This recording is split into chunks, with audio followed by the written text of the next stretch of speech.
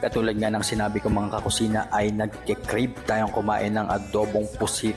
Kaya nga bumili tayo ng pusit kanina. Huwag na nating patagalin to. Let's go! Simplihan nga lang natin yung pagluluto. Magigisa tayo ng sibuyas. Sunod na agad natin yung bawang at halo-haloin lang natin yan para lumabas ang yung aroma. Pagkatapos ay ilalagay na natin yung ating kamatis. Gisa-gisa lang natin yan at hintayin natin maluto yung kamatis. After maluto ng ating kamatis, ilalagay na natin yung ating pusit mga kakusina.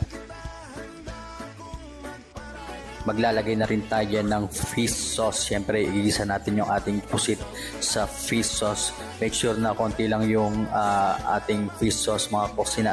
Baka umalat yung ating adobo. At konting toast lang tayo dyan mga kakusina. At siyempre, pag sinabing pusit ay alam naman natin saglit lang lutuin ito. Dahil pag tumagal lutuin yung pusit ay alam naman natin kukunat. Kaya maglalagay na tayo ng suka. Hintayin lang natin kumulo yung ating suka bago natin